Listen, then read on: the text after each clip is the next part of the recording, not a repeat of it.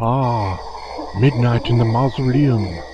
What a lovely evening to gather specimens for my fantastic experiments. Yes? But wait, what do I see rising from the crypt? Could it be pants?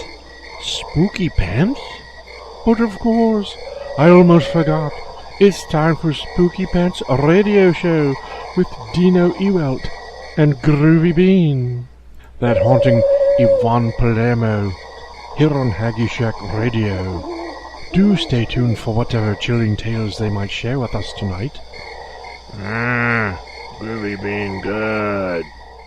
Mr. Spooky Pants was laid to rest from wearing those tight, skinny pants, but have no fear as we are here, but keep the loved ones close and dear.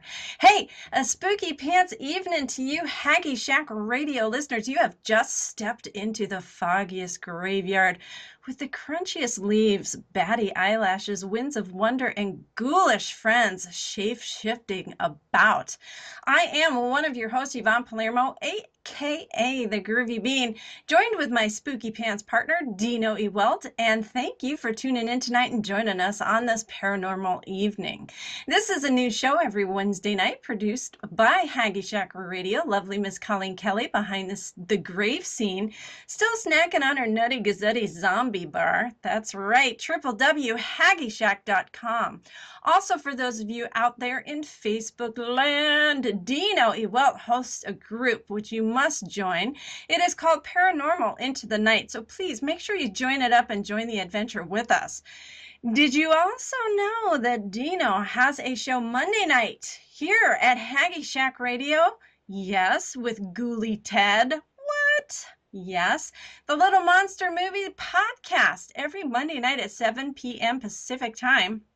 Now, listen, if you're interested in my shows, Yvonne Palermo here, Groovy Bean, and any speaking events coming up, please go to groovybean.com. That's GROOVIEBEAN. At this time, I'd like to send a spooky holler out to our friends of a ectoplasm nature to our live chat room, and of course, to all you shape-shifting listeners. If you want to join us in the live chat, go to haggyshack.com. Haggy's House does have some rules, folks. That's right. It's a place where you can express your thoughts, opinions, and concerns freely, as long as you do it with respect to all who gather here. Okay? And tonight's show is pre-recorded, but hey, we still want you Spooky Pants lovers out there to be talking to one another because we have a phenomenal guest tonight. But listen, last but not least, we are a donation station. The Paranormies don't scare here in Haggy's House. So if you like what you hear and you want more of it, show the spooktacular money lovey-doveys. Click that donate link and follow through. Support volunteer radio, folks. That's right. Please do so. Did you know Haggy Shack has a show schedule? Say it isn't so. Yes, it is so. Really, it is. Just check out the day's shows with just a click and stay tuned as we get some new shows coming as we grow together, one ecto at a time. So listen up, this Friday night, Groovy Bean presents Gina E. Jones, cardologist. So dive in deep to learn more and wake on up. More shows with me. Again, please go to Groovy Bean. Need Shungite? What is this Shungite stuff? I'll tell you what, go to cosmicreality.net. That's what is the place to go. And thank you, Nancy and Walt. So at this time, where is my buddy Dino? Dino Ewelt. I am right here. There. My Spooky Pants partner, Hey. Palermo. That's right. I'm doing good. How are you doing?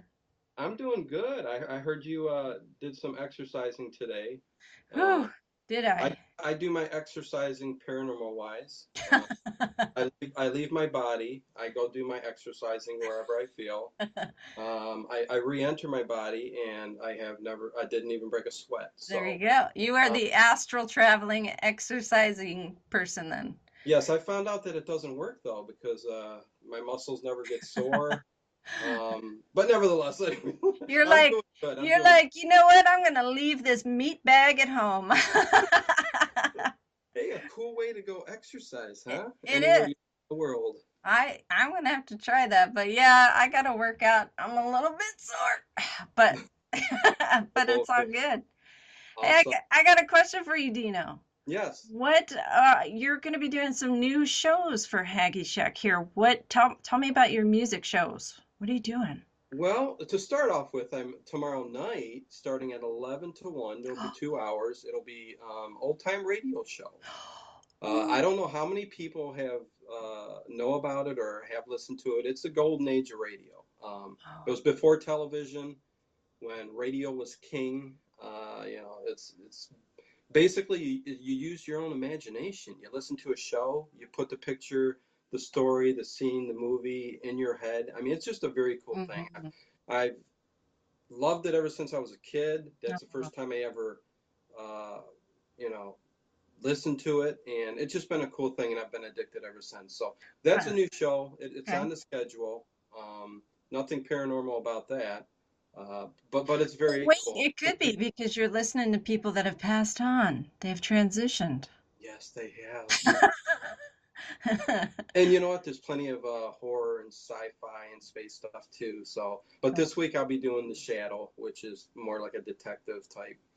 You know what? You could put a paranormal spin on it, but because he lurks in the darkness, so it's very cool. I think people will really like it, and I'll give a little bit of facts and stuff about the shows and stuff like that. It'll be cool. Oh, fantastic. I'm looking forward to that.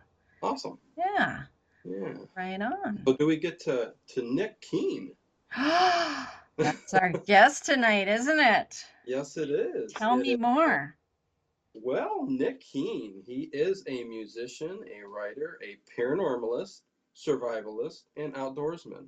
I believe he says he spends about 3/4 of his time in the outdoors, so he should have plenty to talk about. I met him in my group, Paranormal Into the Night, Facebook group, and he's been very interactive, and we kind of got a little rapport going here, and lots of really cool stuff that I've noticed he has. And I've listened to 2 stories on 2 different other networks, which I'll let him talk about his groups and stuff like that real quick, and then we'll get into the spooky talk and the paranormal, which I think he has plenty to talk about. So, Nick Keene, are you there? I'm here. How y'all doing? I'm good. Nice to talk to you finally. Yeah. Hi, Nick. Good to have you. What's going on? Woohoo. Yeah, it's definitely good to talk to y'all. I've been listening to some of your shows and catching up on everything, and it's really interesting.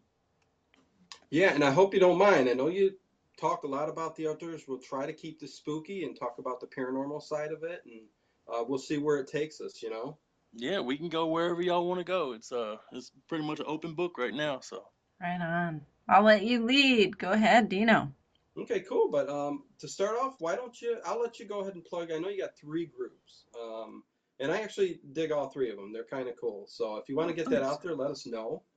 Yeah, we have the main group is Cataclysm Provisions. It's I hate to use the term conspiracy theorist because anymore it's kind of like conspiracy realist. They just throw that term out there to kind of discredit people, but it keeps up with current events, keeps up with different things that's going on each day, and the people get on there, and I've noticed that it's almost like they seem to go there for their news, because I'll see people chiming in on, like, if an event happens or a terrorist attack or anything like that. People get on there and they're gathering information from different sources, so you have about 200-300 members looking at one certain event, but they're all spreading out and looking at different aspects of it, so you get a pretty full picture of it, a little more so than you would from mainstream media. And we cover stuff. We do gear reviews, outdoor camping equipment reviews, just different stuff like that, and we pretty much run the gamut. So yeah, it's a pretty good group. And then we have Wood Booger Moondrops, which is more of an outdoor group. People post pictures of when they go hiking or if they run across different animals and stuff and different things like that. So it's sort of like the Cataclysm group, but without the politics. And I heard on another show that I listened to earlier. Why don't you tell us how you got the name for the group? I was just gonna say, hold the phone. Did you just say Wood Booger? Yeah, for Wood Booger, it's what's funny is I was listening to a guy talking about a Bigfoot sighting, and he was talking to this old country guy, and he said, "Yeah, I was down fishing by the creek, and I saw this wood booger come out, and he just crossed right across the creek and looked at me," and he was referring to the Bigfoot as a wood booger, and Wow, you that's know, the from first I ever heard of that. Oh my God. yeah, I it's love this. I'm surprised you being from Ohio. I'm surprised that term hadn't come across your desk before, because it's maybe it's more of a southern thing. I'm not sure. He might have been a little further south, like maybe Alabama or Arkansas, where that happened at. Yeah, yeah. They, you know what? I don't know how that one passed me by, but I never heard of that one before. Yep, I get it. that's what I mean, that's what they if call it's the more of like, Sasquatch in some regions. They call him a wood booger. right, like skunk apes or something like that. I mean, coming out of the, maybe algae ridden. You look like kind of a slimy Right. green color to them, maybe. Yep, I I can could see see. that. Yeah, so who knows? But I thought that was interesting that you got the name kind of from that. So that was kind of cool. And you have one other group, which deals with what I really love too, the horror. So All the horror fiction, yeah. Horror fiction Louisville. It's a group. It's pretty much people that are fans of horror and horror movies, horror stories, uh, just the whole genre. And there's a few people that are writers in there, and they can put their work up so people can look through it, or if they have a book or a ebook, they can get on there and advertise it and talk about it, and publicize it a little bit and draw some more people to it. So, and that's what we do. Every once in a while, you'll get a story from one of the members or whatever. It usually has a little higher uptick around Halloween. I oh guess yeah, something about the cool air gets the juices flowing a little more, so a little more stories come pouring in around that time of year. But yeah, it's very pretty cool. interesting. Yeah. And you do a lot of writing on there now and then, right? So Yeah, just as it hits me, yeah. I Well, can't really force it. I'll get into a little bit later. I do want to, after we touch on some of these other things. One of the stories you did write, I think, about Edward Mandrake. Oh Uh, yeah, Edward. Yeah, Edward Mordrake. we'll get Yeah, to that. the guy with the face in the back of his head. Yes, that was very interesting, and we will talk about that a little bit later on. So, Okay, but sounds but good. okay, those are your three groups, which are cool. And you know what? I think what I'd like to start off with here, just right off the bat, is you sent us a couple pictures, and I'm very curious what you got to say about it. Looked like maybe a hollowed out deer leg, something like. Why don't you describe and Yeah. tell us the story behind that? All right. Well, like you said in the intro, I'm outside a lot. Mhm. Actually, it's funny because I'm inside for this interview, but uh, probably about, I'd say it was February, year before last, we had a real heavy snow, just really pounded this region. And it shut a lot of people in for a while. And when it finally started to taper off and warm up a little bit and the snow was starting to melt off, um, there was still plenty of it on the ground, but a few choice areas were clear enough where people could get out and kind of check their properties and check different areas out. And I was out riding in the middle of the day. I was checking an area out, and something caught my eye. And I pull over, see what it was. I got off my vehicle, and it was a deer leg. It was a whole deer leg from hoof to hip, and from the knee down, this thing was fully intact. Had the fur totally undisturbed. It was just a perfect deer leg, and from the knee up to where the hip, where it connects to the hip, it was totally stripped of flesh. No blood, no nothing. Just 100% down to the bone, dry. No meat, nothing. And I looked at the portion where the bones broke off, and it wasn't a clean cut.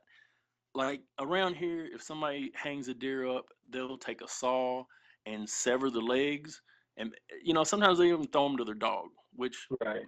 that was what I was looking for. I was looking for a clean saw cut on the Mhm. leg, and there wasn't one. It was a shattered bone, and that that piece of bone was actually hollowed out and totally clean, like something had sucked the marrow out of it. And the bone, you can see in the picture that I sent you, the bone is actually shattered, like something just twisted it off of the deer. And Mm. So I took my glove off, and because I noticed, as cold as it was outside, I noticed that the hoof was still pliable. If you've ever seen a deer hoof, it's in two sections, and the hoof was still pliable. So I took my glove off and I touched the leg portion that still had the meat and all the hair on it, and it was warm to the touch. And I dropped it as soon as I felt it. I dropped it when I realized it was warm, and Wow. it didn't make sense. It didn't make any sense to me because this thing's been sitting out in cold weather by the near the snow. It should have been cold. It shouldn't have moved that easy. Right. And so I immediately start looking for tracks, any kind of blood spatter, any kind of fur, anything. And there's And nothing. was the marrow gone through the length of that bone? Well, if you look in the picture, it's a shorter piece of bone. It's like there's the two sections. There's the section with the hoof, the lower section, and then there's the section that would be like its thigh bone. Right. And then the smaller hollowed out portion that you see in the picture is where it actually connects into the pelvis and the hip. So Okay. it would be that third smaller section, and yeah, there was zero marrow in it at all. Okay. Okay. Do you have vultures or? Yes, we have vultures, we have coyotes, we have Yeah. First things comes to mind. raccoons. Yeah. First thing comes to mind is I would be thinking an animal. I mean, they can get to that bone marrow. So Yeah, yeah, think, that's what I thought. Maybe a but I coyote know or the story something. probably goes on a little bit more with Right. Yeah, that the thing with that area where I found it, we've this is why it stuck out to me, is because I found other things in that area that almost seem like maybe a bobcat or something might be tracking the area, but it's a large, whatever it is, it's large, because the other animal we found was a full-grown German Shepherd, and it had been pulled backward into it had either been pulled backward or stuffed into a drain pipe. And if you've seen how big a German Shepherd is, it's not a small dog. And this thing had been forced into this drain pipe so hard that it was broken half. And so we were getting the smell, and we're looking for this thing. And finally, I peeked in the drain pipe and shined a flashlight in there. Sure enough, there it was. And in a drain pipe. yes, in a drain pipe, like a culvert along the side of the road. Okay, so the story thickens. Yeah. Yeah, we found skunk sprayed out. So something evidently, the skunk we found, it had been sprayed out, and then there was if you've ever seen like a tree after it's fallen down and kind of rotted out, you know how it kind of gets hollow in the center. The skunk had evidently, something had attacked it. It had let it spray out to defend itself. Whatever it was got a hold of it and stuffed it down this hollow tree that was about 6 foot off the ground. So yeah, so those are the three animal remains that we found there.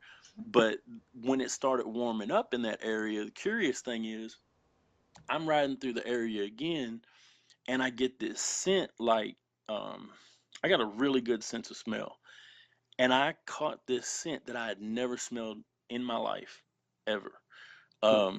It was sort of a mix between, if you've been to a fair where they have livestock and stuff, it's sort of a mix between the scent in the cow section, which if you've been to a state fair and been in the cow section, you know what it smells like. It's not, it smells like a barnyard. Maybe a mix of that and real strong urine, and like the elephant enclosure at the zoo. That's the best way I could describe it, as a mix of those three things.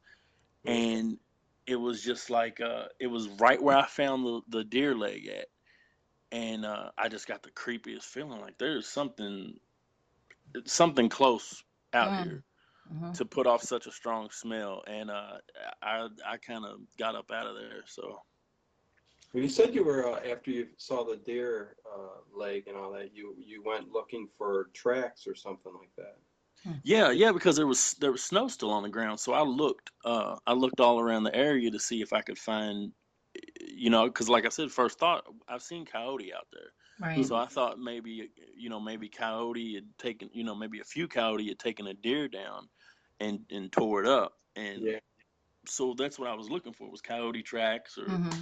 or anything like that, and there was nothing. It was like something that just, Yvonne said vulture, and I hadn't thought about that, but maybe a vulture just flew over and dropped it, because that's how little evidence of anything being there was. There was nothing. Yeah, I know in this area, because I am in Ohio too. They're vultures. I mean, you just have a piece of meat in the backyard. I mean, they will smell it and they will come again. Yeah, but even if a vulture dropped it, it would pick it back up, because that that still had parts of it on it. It looked like it to me.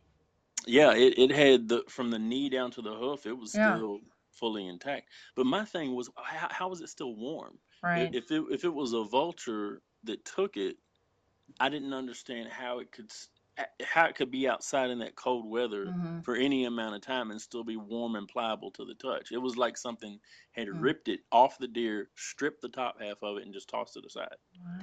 Wild. It was so weird. Are you near any caves or underground kind of things? No, but actually the area that this thing was, where I found it, it's I got on Google Maps and I looked at the aerial view of the whole area, and it runs along this real long ditch that kind of winds through actually it's a fairly populated area, but this ditch is so surrounded by dense woods that I guess something could be living back in there, but it leads to the Ohio River. If you stay along that ditch line and you follow it for maybe, probably a 15, 20-minute light jog, it'll bring you up right to the Ohio River, and to a really old area of the Ohio River where there's been all kinds of wild stuff found, and it's one of the very first historical houses along the river.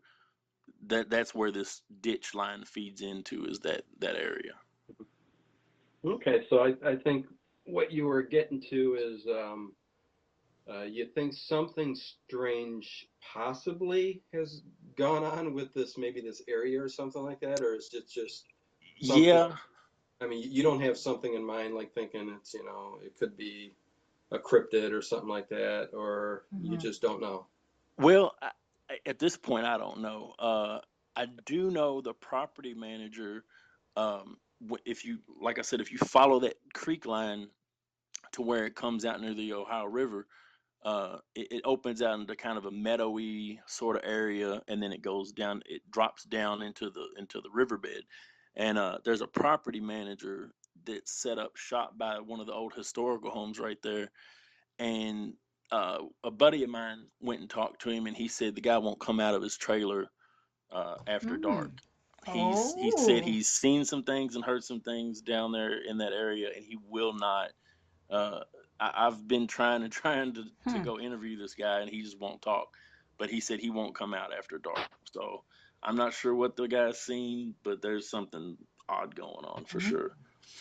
And I do know one of the other historical homes is right there in the area. There's a ghost sighting reported there during certain times of the year, early in the morning. So.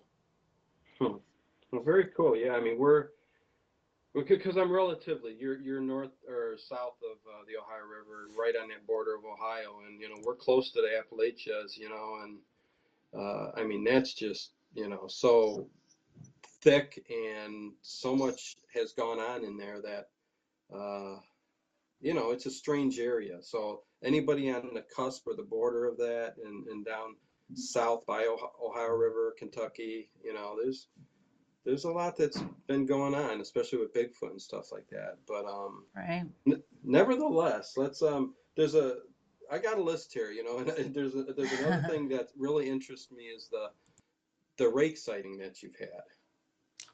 Yeah, that's I'd love to hear that if you care to talk about that. Yeah, well, just a quick rundown of it. I'm 36 now. This happened probably when I was 8, 9 years old, so it would have been, mid 80s. It was a different section of Louisville. Once again, though, it was fairly close to the river, you know, maybe 20-minute walk, and you'd be right at the riverbank. But me and two of my friends were playing in my old neighborhood. We were just, you know, playing right before sundown, and the way our neighborhood was, it was like a small little subdivision, and it was on a circular block. And then at the end of the block was it used to be a cornfield, and a trucking company had moved in. And when they moved in, they put a big chain link fence enclosure all the way around the trucking company, and they set up a couple of these big buildings. And the buildings were, I'd say, probably 30, 40 foot tall. Just, you know, you could pull a semi truck into them. Real nondescript, just blue buildings. And so we're playing one day, and as the sun's going down, something caught our eye. I'm not even sure which one of us saw it first, but we all wind up looking in the same direction at whatever this thing was. And it was a humanoid. You know, you said rake, and the reason I said rake is because it's that's the closest approximation and closest description to what we saw. I know a lot of people will say, "Oh, the rake started on the internet, this or that." There wasn't any internet around that we knew of back in the mid '80s. This thing. So you're giving it a name. I mean, I understand that. Yeah, yeah, but that's just the closest descriptive term I could find to it, and it's basically, that's what this thing looked like. It was like a slim. Ooh, are you? Did we cut out? Let me. Are you? Can you hear me, Dino? I can hear you, Yvonne. Okay. There, Nick, buddy. Nick, you there? We'll just pause here for a second, folks, and welcome back. All right. Okay. Hey, Nick, guys. So continue on. Fell into the void. Not sure where we lost you All there, but yeah. The rake. Okay. Yeah, basically, me and my friends were playing down in this ditch line. One of us at some point saw movement. We all wind up looking up at this building that used to sit in this field. Actually, it's still there, but we see movement, and there's this thing crawling up the side of the building, and it's you know, it's probably 6 or 7 feet tall, I'd say. Whoa. And shaped just like a person, but it has a tail. It has a tail on it. What color is it? Well, to us, it appeared to be blue at the time, kind of a light blue. But looking back, I realized the building, the sun was setting behind the building, and the building was blue. So what I think is happening, I think it was a play of light between this thing and the building. I think we were seeing the reflection of the blue building off of it, so it appeared blue. I think it was really pale, looking back. And I've had people ask me, did it have hair on it, or, you know, was it just skin? If it did have hair, it was very close cropped hair. How far away do you think you were from it? We were probably, I'd say probably half a football field, maybe. Okay, so that's pretty close. I mean, yeah, especially a 7 foot figure. I mean, yeah. Yeah, there was no there was no mistaking what it was. It was very you know, it wasn't like, oh, well, you saw a weather balloon. No, this was a very active humanoid thing crawling up the side of this building. Wow. And he got right to the edge where the wall meets the roof, and it was like he caught us looking at him. What was the best way I could describe it? He looks over his shoulder, and he kind of glanced at us, sort of, and then scuttled up onto the top of the roof. And when he made his way onto the roof, he was kind of down on all fours. But then he as he went back toward the back of the roof, it was more of a bipedal. He was more on 2 feet. Wow. So he crawled up like a spider? Up the... I don't know if like a spider is the right word. He was on all fours. He was using all fours to get up the side of the building. Wow. And then you could see his tail kind of trailing behind him. But once he hit the edge of the roof, he got up kind of in like a crouch, you know, kind of a crouching stance, and then ran back to the edge of the roof and then disappeared over the side. Did he scream or make a noise or like? Nothing. Oh. Nope, no sound, nothing like that. People have asked me before if I could tell any facial features from him. Not really. The sun was behind him and behind the building, so we were getting the glare off of that. But I, I, that actually helped accentuate his shape as he went up the side. Yeah. So because it was backlit, but And you yeah, couldn't see where he took off once he went down the side of the wall. Like you didn't have no. a view of him taking off in a certain direction or anything. Well, he went back toward like if you look at a roof, you know how it's got the ridge in the middle. Mm-hmm. When he went back, he went catty corner to the corner that he had went up. He went back and over the ridge and then down. And as he went down toward the opposite corner, we lost him. We lost view of him. What if he was jumping off onto his UFO and it was really a super tall alien? Just saying. I have no idea. There's nowhere to go. I mean, there was nowhere to go except off the side of the building. I just don't. Yeah, so he either ran off, or he slipped into a dimensional portal, or right. I mean, there's so many reports of creatures appearing and just disappearing. You know, I mean, once out of sight, I mean, they're gone. And a lot of people think you know what's go ahead. Well, what's wild is I'm not sure which interview you heard where I was speaking about it, but years later I got a little more detail on it from a really unlikely source.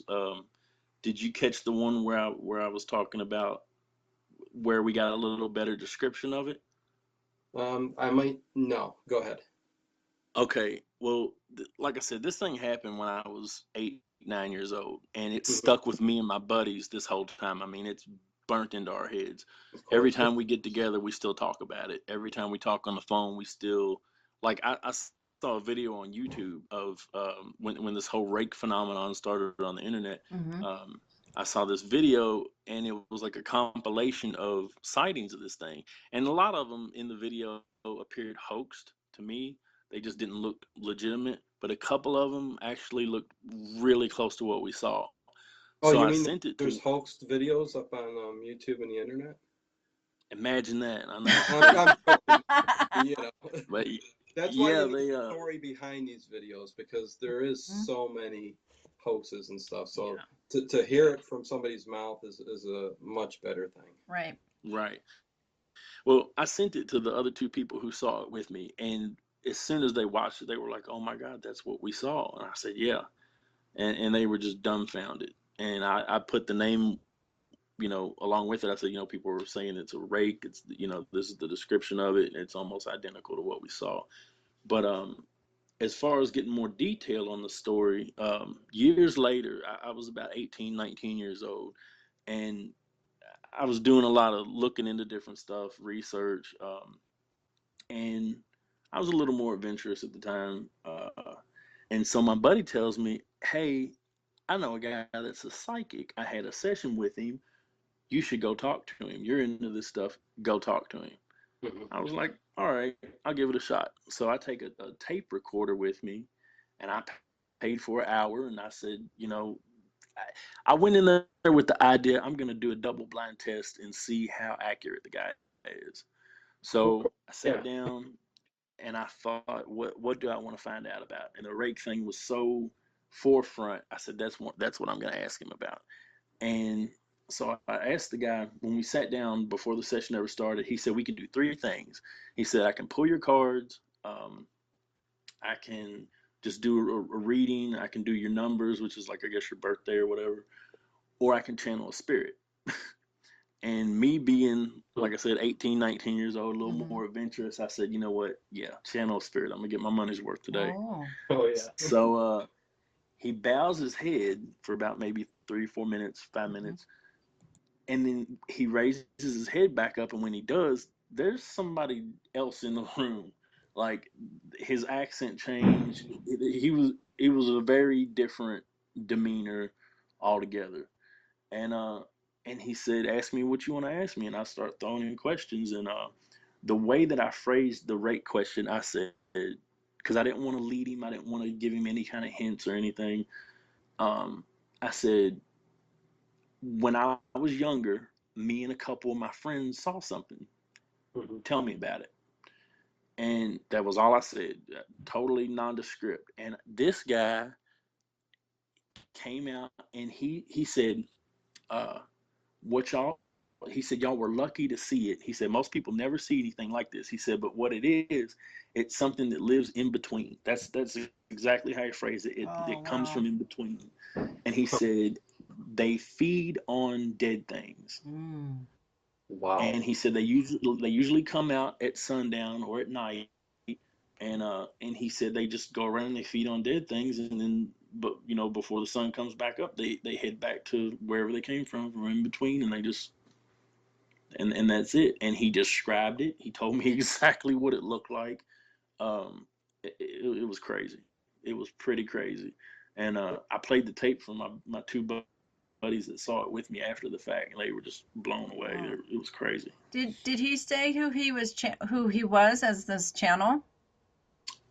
He said his name, and I can't even remember what it was. I have it on tape, on like audio cassette tape. If that tells you how long ago it was a cassette tape. Did you? Because the reason why I'm asking, did you ever research out the channel's name? Just to see if there was some history behind who he's channeling, and No, I actually didn't even. I didn't even think about it, following it that much further. Right. I was just so dumbfounded by the Sure. information that it was just crazy. I mean, the other thing that he tagged on that we didn't find out until years later. There's a church here in Louisville. It's a Catholic church, and he at the time I went, I had just quit working at another Catholic church downtown, and it's changed. It's been a bunch of different stuff now, but he told me, he said, there's when he was channeling, he said there's a church here, and he said there are the bodies of the saints in this church. And I didn't understand. I just couldn't. I just skipped past it because it was like weird information from nowhere. I didn't understand what he was getting at. But then years later, after that reading, evidently this Catholic church had these corpses in glass enclosures on either side of their altar, and U of L, or University of Louisville here, did carbon dating on them, and it came back as, yeah, these were probably the bones of I forget which two saints it was, but yeah, that was one of the other things that he pegged. I mean, the overall reading, he was about 75% on, but when it came to the Rake thing, he was deadly accurate, bullseye.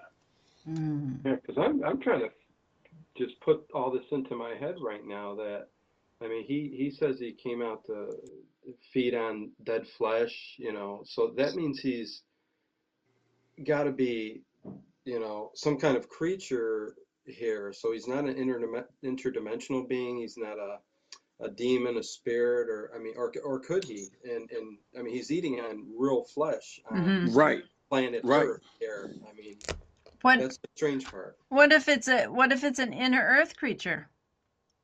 Well, that's been one of the things that's been brought up from talking to different people. They mentioned the old Arabian ghoul. They've mentioned these things called grave diggers that Barton Nunley wrote about in his book, that evidently burrow underneath and come up from under graves and actually feed on the dead. But I like I said, I was dumbfounded by the information, and when he said they come from between, I'm not exactly sure what between meant. Yeah, that's what I was just so. That kind of makes me lean toward dimensional when he says they come from between, but maybe they're like some interdimensional cleanup crew. Right. For me, like when I hear between, I'm thinking, well, maybe just between the Earth's mantle, because there are some folks, that believe that there's an actual inner Earth and an inner Earth society with a complete another system of beings. Right. So what if there's some kind of, that's why I was asking about a cave system, or and it could be a vortex too. What if the inner Earth beings can teleport up here somehow? Who knows? But very interesting. Well, the very first thing that I commented on in that Paranormal Into the Night group was a picture. I think Nisa put it up of it was this somebody. The story behind it was somebody had been in a cave. They had snapped a picture, and this thing was in the background when they got the picture developed, and it actually looked pretty similar to the thing we saw. Bald, skinny, and it was basically up in the walls of this cavern, kind of like holding itself up. Mhm. And that was the first thing that I saw, that I commented on, that yeah, that things like this are out there, because Right. we've seen one, so Mhm. it very well could be. Well, I think a lot of the things that we can't, like everybody says, how come we can't find them? We can't find bones, this or that. I Mhm. think, when we're talking like Bigfoot, cryptid, stuff like that, I think a lot of it has to do with the inner earth. Like you were saying, Yvonne, Yeah. think how, the surface of the earth itself is expand, it's large. Mhm. Just imagine inside the earth and all the entrances, caves, all this, so for something to be hiding within the earth is, it's totally plausible. I Absolutely. totally see Definitely. that. Mhm. And Yeah. if you're living in the earth, let's just say it's a darker place, well, you're not going to have hair. You're going to be super skinny Hmm. and probably lanky to move, I don't know, to Move maybe to around at move night. around. Yeah. Yeah, you took the words right out of my Yeah. mouth. Yep. Yeah. Okay, yeah, very interesting, man. Boy, yeah, and you know what? Another one subject I'm throwing them at you. The Poplick Goatman Trestle story. I'm interested to hear that. Um, Actually, you're out of Ohio, right, Dino? I am, yeah, Okay, Cleveland. well, So I'm more towards the city, but that story, actually the most recent development in it, actually ties Kentucky and Ohio together. Strangely enough, actually ties a lot of things together. But yeah. uh, so I was camping a couple weeks back. We're on the hillside at Oh, Jefferson and Memorial I'm Forest. sorry, Nick. Before I get in, all this stuff that's happened to you. I know Hmm. you're an outdoorsman and all that. Yeah. Is it in one particular area? Is it where you live that a lot of this has gone on, or have you just traveled and Yeah, seen it stuff? it it's really based a lot around where I live at, where I work at, Okay, where I camp at, where I hike. Mm. so It's you're pretty lucky then. That's cool. I would Or hold the phone, shut the I'm front shutting it. door and lock it. I'm shutting it. What if Nick has a certain vibrational energy There you go. that these creatures and or otherworldly beings are attracted to? Or what if Nick himself is a vortex of something? There Just you throwing go. it out there. Yeah. hadn't thought about it like that. Mhm. Hmm. Actually, where I live at, if you were to draw a triangle around it, you Mhm. would go from um, Waverly Sanatorium Which we'll talk to, about. yeah, to the Pope Lick train trestle, and then you bring it back to the apex, and it would be to the place that we saw the rake. And right in that same area where we saw the rake, there's a bunch of old historical homes. It was where Morgan's Raiders came down and hid out for a while, and they had a couple safe houses and stuff. There's a lot of history there. But the Poplick Goatman thing, it's not tied to me. It's just something that um, I was Right. out camping when the latest development in the ongoing story came about. Um, I get a text on my phone from the news station here that said somebody had died at the Poplick train trestle. Mhm. And I'm sitting around a campfire with my buddy and my family, and I'm like, well, do you know, did y'all hear this? And they're like, what is it? And I said, well, there's been somebody else died up at the train trestle. And come to find out what it was, it was paranormal investigators from Ohio. Mhm. They were down here to visit Waverly Hills and go on a tour.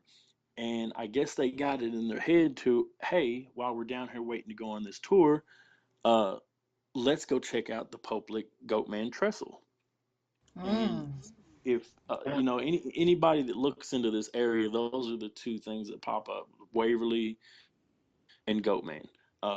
It's this huge old kind of decrepit train trestle that's over a creek out in Shelbyville, and people would go up there.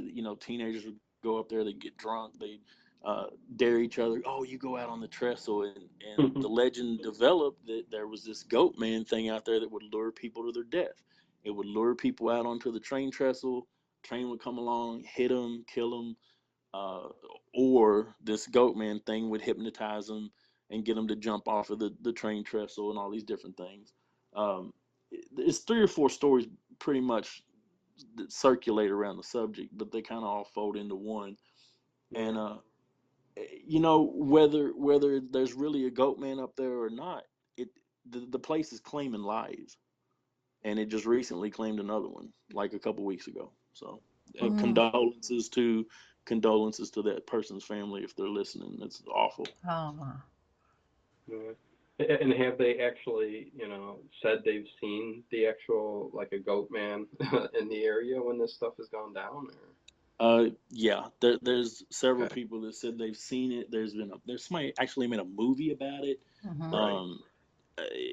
Basically, the legend revolves around 3 possibilities. One, a train was coming along. It had a boxcar on it that contained a cryptid or a freak show for the circus. The train crashed into the creek below. Goatman took up residence in the area. He's half man, half goat. The other portion of it, the other way people tell it, is that there was a farmer who did a satanic ritual for better crops, and he sacrificed a goat. And part of the deal was he had to walk the earth forever, half man, half goat. And so those are the 2 that kind of fluctuate between. But they basically say the people get down there, they hear someone calling to them. There's mimicry involved. The people say they get a sense of vertigo. Several different things. There's been reports of people being on the trestle and right at midnight, and they'll feel a train come by when there's none there, ghost train sort of thing going on. There's been saying that the creek below turns bloody red right at midnight, and then that's when Goatman comes. Wow. So yeah, it's definitely the stuff of urban legends for sure. Oh yeah, and that's the thing that, you know, you don't know whether that's my skeptical side. You know, it's just a place that, you know, the urban legend and, you know, all the stories bring the stuff that goes on, or the deaths and everything else that's been accompanying it. You know? Right. That kind of stuff happens too. So it's hard to distinguish the paranormal from just bringing, you know, the sadness or the evil or whatever. You know, and that's kind of where I'm at with it. It is whether there really is this physical Goatman creature or not. The legend is still right. It's still got a body count behind it. Right. Yeah. You know, sadly enough, it's pretty bad. And what was the name of the movie? I think it was called Trestle, or the Poplick Monster, I believe. It was a real low budget indie, you know, shoestring type movie that was done. That's I love those kind of movies, man. Yeah. Oh, speaking of independent movies, have you seen Something in the Woods? Something in the Woods. Like a wood booger? Yes, Sorry, I just love that term. It's it is great. Bigfoot movie. Is it a newer movie? Do what? Is it a newer movie, Nick? Yeah, it's probably a couple months old. Okay. They were doing screenings for it. I missed the screening for it when it was here in Louisville, but it's so good. It's the best Bigfoot movie I've seen, hands down. And it's family friendly. It's low budget, but very well done. And it incorporates all the Bigfoot stuff. Like you can tell whoever made it has really looked into it. You know, from the branch structures to the knocking on the walls, the whole 9 yards. I mean, that sounds really good. Yes, it's really well done, and it's not so creepy that the kids can't watch it. It's just a really good movie. So we got it on DVD. So cool. Yeah, I'll have to check. We probably watched it 3 times already. Oh, cool. Definitely check it out. Awesome. Well, yeah. Why don't we just go right with the wood booger? Yeah, that's the group name of the year, I think. Yeah, that's a good one. I But just love it. and I think Yvonne's going to be saying it quite often now, right? Wood boogers. I'm gonna sing it, man. Yeah, let's Well, break. you know what? I didn't even think about it this way and break it down until I heard my buddy Mike Mott say something about he said, you know, the people in the southern states when they call something a booger, it goes back to the old term bogey or boogie, like a boogie monster, a boogeyman. Right. And that's Yeah. from the old Celtic, Irish, Scottish kind of Right. people. And when they came over and settled, they brought that with them. There you go. And yeah, so cause it just really shed a lot of light on where that term came from and how it worked its way into the vernacular. So like a booger in the cave essentially is like the boogeyman in the cave too. See? Get yeah, it? there you go. Maybe that's why I'm scared of boogers to this day. Could be. Anyways, yeah, you know, and what that leads us right into. Why don't we get a little spooky here with Waverly? But I know you also talked about you mentioned something about shadow people or shadow scutters. I never Yeah, heard shadow scutters before, so yeah. There's I've heard about the shadow people and stuff like that. But when I was younger, um, we would play this game in my neighborhood called Manhunt, and it was like hide and seek, but it was in the dark, and there was no flashlights involved, nothing. Everybody would just go hide in the neighborhood, and there was like a couple like fields around it and some woods, so you is would this when you be were a kid? yeah. Yeah, this was like we played Ghosty in the graveyard. We would pick a kid Aw. and I'll go hide, and when we find a person, you know, Ghosty in the graveyard, we spotted you. So kind of sounds similar. Mm. Yeah, well, this was one person would go hide, and everybody would go look for him. Ah, okay, man, So there you go.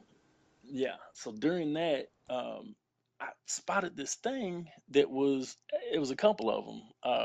I was hiding in a tree, and you know, a few of the friends passed me. They never thought to even look up. So I'm hiding in this tree, and I was looking down the street to see if any of the kids were coming, and there was an area where where the street light was shining down onto the street, and it was pretty dark other than the street light. And I see movement, and I think it's like a cat, like a stray cat or something, coming out into the middle of the street. And it was a little bit smaller than a cat, but it was like this scuttling. It was like a shadow.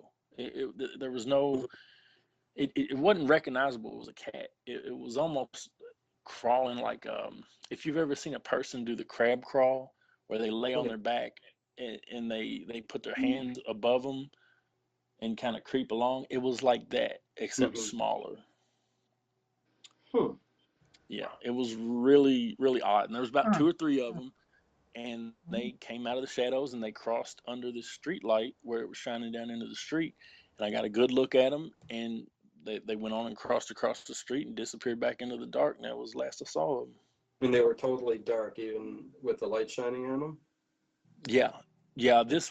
It was so dark. I'll put it to you like this: they had just paved that block, that circular block. They had just paved it with blacktop, and they were so black that they were darker than the blacktop that they were going across. Wow. Yeah, it was pretty creepy. And Yeah, I have a feeling that you're just like Yvonne said, you're attracting this. I mean, I've gone my whole life with very few incidents at all, Right. and you seem to have tons of stuff happening around you from childhood to now. Can I ask you, Nick? yes, I'm here. Have you always seen shadow people at a very young age? No, I've never seen a shadow Never person. seen a shadow person. Nope. No, that was a new one on me. Actually, the first time I heard about the shadow people was a few of the people that I know had visited Waverly, and they went on a tour of Waverly, and they said that during the tour they would be walking down the hallway and they would see like shadow people following them on either side of the hallway. Yeah, but have you ever seen orbs or ghosts, or like, as a kid, did you astral travel? Have you Um, seen I saw anything my I saw older my family? mom's. The very first thing that I remember seeing was I saw a full body apparition of my great grandmother about a week after she had passed. I was probably 4. I was about 4 years old, and I remember laying in the bed, and I could all the lights in the house were out, and I could just see this light blue glow down the hallway, and it kind of got brighter and brighter and brighter, and um, it got to the doorway, and it was my great grandmother that had passed about a week ago, or a week prior, and she was standing in the hallway just looking at me, and she smiled and turned around and went the other way, and the glow went with her, and Hmm. then it was dark again. And that was the first thing that I ever saw that was paranormal, or I don't even like the word paranormal really, because I think it's just stuff that science can't explain yet, honestly. Right. But Or they can and they don't want us to yeah, know. yeah, yeah, they just don't even want to get into it. But yeah, that was the first thing, and then the next one after that, I believe, uh, chronologically, was I saw my mom's aura when I was on a camping trip when I was about 7, and that was pretty wild. Hmm. Cool. Yeah, because I really think that certain people just attract that kind of have that energy about them, and attract the. Well, I guess I'll throw paranormal out there. I mean, it's stuff you can't explain. I mean, my Yeah. grandparents themselves, uh, their whole life attracted. They were every house they lived Mhm. in was haunted. Okay, Mhm. they saw ghosts. There were cold spots. Um, they even seen a UFO, and Wow. I mean, yeah, they went through the whole. Whereas to me, I never really seen all this. I just heard all the stories, and Mhm. and I take my grandparents. I mean, they died not maybe 8 years ago, but I take it all to heart that they're not liars. I At least I don't think so. And they passed this on, and they always told these stories going on and on, and even till the day they died, the apartments and houses they lived in were haunted. And the one house that they lived in, I got to throw this out there because it's a really cool story. Um, it was me and my mom lived upstairs. My grandparents lived downstairs. But this house was so haunted. We had Shadow Man, the Hat Man, because there was a figure of a shadow person with the hat, which they call the Hat Man. The whole family would see him in the backyard quite often, and it would usually proceed with activity going on in the house. Which would be cold spots, noises, stuff that we would all stop as a family and go, "What is that?" That is just, And I'm a kid. I'm just sitting here listening, and then the stories as I was older, I go, "Wow, okay, yeah, I remember that." And Wow. there was one bedroom that my three uncles, because my grandma had 13 kids, so uh, three Wow. uncles shared a room. This room was the hot spot. They would see shadows while they were trying to sleep at night on the walls. They would see a shadow dart in the closet every night when you would walk by at a certain time, like 11 o'clock at night, Oh, wow. and just step into the closet. It was just always step into the closet.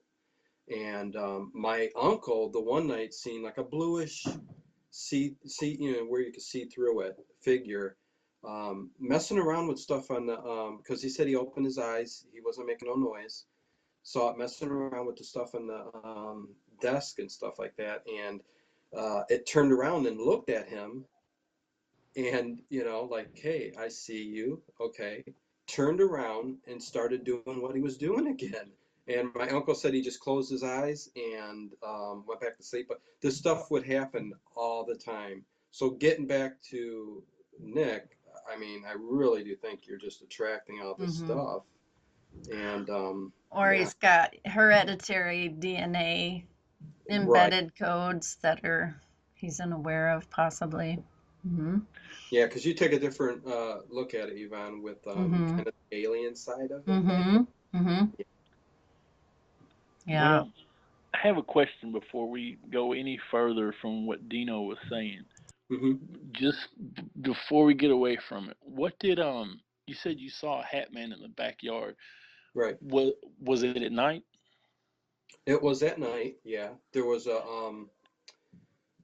car wash next, and there were those tall lights where it would cast some light into the backyard. Um, Mm-hmm. but as you would look in the backyard, I actually seen it once, but my family seen it all the time. And yeah, I mean, there was light that would shine in, but it was totally solid black.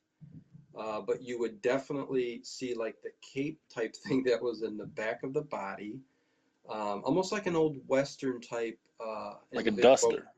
Right, yes, with the very large rimmed hat, but totally black. Wow. Um, and it would move very quickly, like in the shadows, and it's gone. Hmm. And then the family would gather, and the noises would start. The lights would go off. I mean, just very weird activity. Right. But yeah. Wow. I'm not familiar with the history of the Hat Man. Yeah, they say he proceeds the shadow people or activity that comes with it, like he oversees certain spirits or entities. Interesting. Yeah, it's something very new that I just heard of this past year, and I'm like going, when I heard it, I'm like going, that's exactly what we, had happened to us when we were younger, and in that one house, and it was only there that this stuff happened, so it was very interesting. Well, I've heard him also associated with sleep paralysis, Hag syndrome, and stuff like that as well.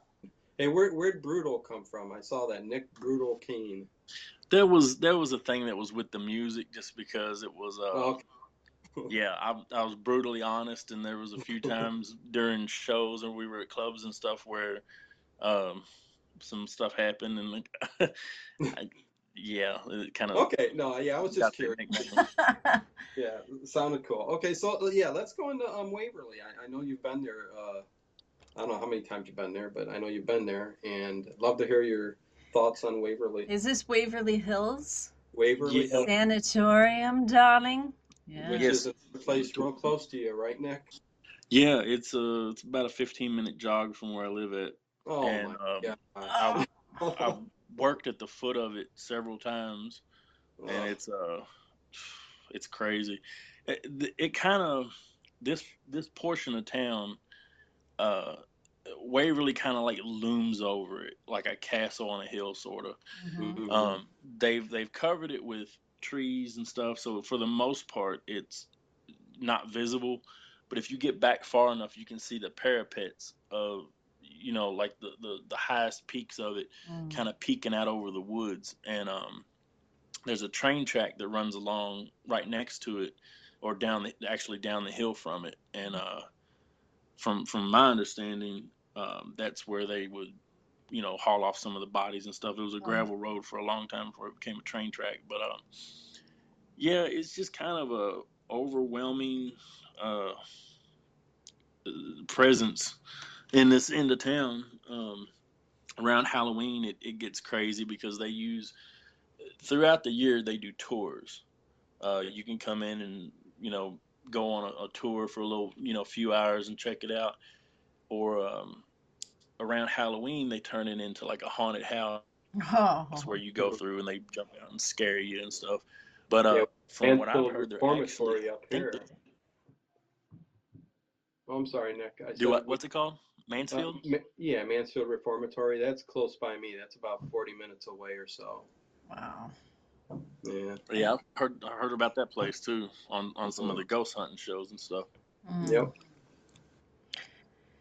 But yeah, it's just a really heavy place, and I did a little research on it, and they said that there's anywhere from 8,000 confirmed up to 60 some odd thousand on that, passed away on that hill. So any place that has that much death and torment and suffering. I just feel like it was a really heavy hot spot, and for anybody who believes in attachments and stuff, it's not a good place to go.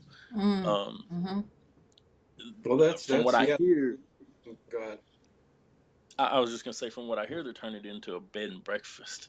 Oh my So God. Oh my God. What? Nick's saying stay away, but yeah, I might. yeah, People tell me to stay away it, from the Ouija board too, but I'm just like, you know what? If you're strong enough willed and you got enough protection, I'm not scared. But people have other thoughts on that matter. So hey, if I bring something along or bring something out, I guess I'll find out. Then we'll just call you a party.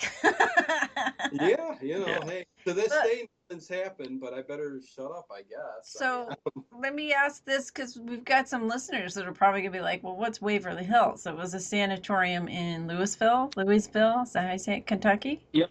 And Yep. Louisville, Kentucky. and they dealt with You gotta say it right. It's Louisville. Louisville. Okay. And they There dealt you with go. Louisville, Kentucky. tuberculosis, the White Death, right? Yes. She's from the West Coast, so Yeah.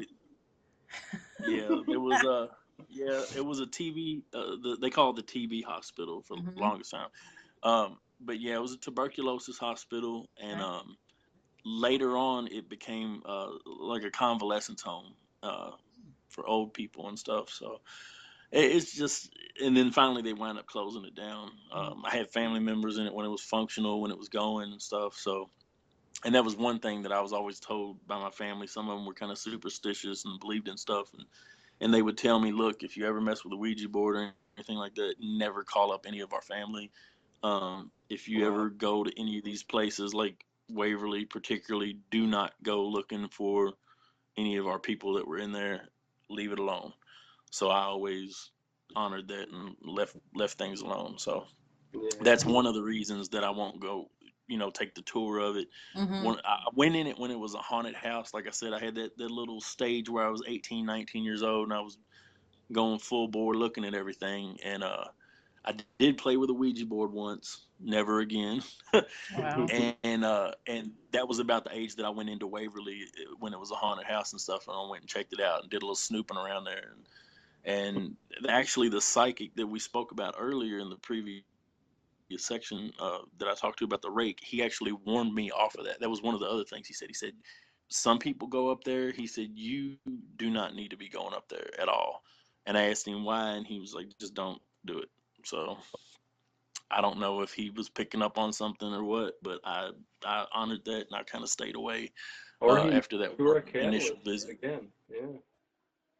I'm not sure, but I know working around it, early in the morning or late at night, it's a creepy area. You just get anywhere near it, you get that weird vibe of there's something watching me, there's something out here with me. I don't like it. Well, with that many people transitioning to through the death process, my gosh, and with tuberculosis, I would have to say the agony and pain, and then the quote unquote treatments that were attempted in the sanatorium had to be absolutely torturous. And they were. I bet. I mean, it's got to be a heavy weighted vibration there. Absolutely. Oh yeah. Well, see, a lot of people don't realize they would, like, when you look at the building and you see these big like outdoor porches or patios or level areas. What it was is they would take people in their beds, and actually that's where they figured it out and found the cure for it, was up there on that hill. And there was a lot of experiments done. They would take people and they would cut their ribs, so that way it would give the lungs more room to expand. Oh my God. They would take them and wheel them out onto these open, out onto the roof or like these patio areas where they would get, they would take them out when it was cool, cold air, cold weather. So they would, it would alleviate some of their symptoms and make it easier for them to breathe. They were just trying anything they could to try to get to the bottom of this sickness and take care of it. And in the process, they did some pretty horrendous stuff. Oh yeah. Yeah, That's I why know. They very took balloons. They inserted balloons, Yep, to actual expand it. balloons into the lungs. Like, can you even imagine? Ah, God, Yvonne. I Yeah, mean, yeah, back in the early part of the century, I mean, all yeah, of the, I mean, especially the sanitariums and stuff. I mean, yeah. first of all, they became overrun with patients. I Mm, mean, and then the way they, the doctors, you know, experimented on the patients. I mean, we've learned a lot from it, but all of the deaths that came mm, from all of mm. these, sanitariums and stuff. That's why they're such hotbeds for research when it comes to the paranormal. And it's Mm, yeah. I mean, it's just yeah. I mean, lobotomies. You can go on and on with what they did. mhm, And mhm. yeah, it's spooky, scary, but also true. Yeah. yeah. And it was tiny, before the tuberculosis outbreak happened. It was a tiny little area. Like it was I want to say there was like a schoolhouse and a couple other little things up there. And the actually what turned into the hospital, it was just a little 40-bed kind of country hospital. And when the tuberculosis thing started, they expanded it so much over the course of like a year or so. It had its own zip code. Like it was a fully functional community. If you worked there, you lived there. Like Yep. that's what a lot of people don't get. There was no, Jeez. I'm going home. No, you're Mhm. not going home because you take the sickness with you. You're staying here Mm. and living here. And that's the staff. I mean, they had farms up there. They had like a pig farm up there, the whole 9 yards, because they needed to feed the people that were on site. Yep. Um, it was just a fully functional community, right there up on that hill, and Yeah, a but lot was of it a stuff. community or a jail for everybody? If nobody Well, could a little leave. bit of both.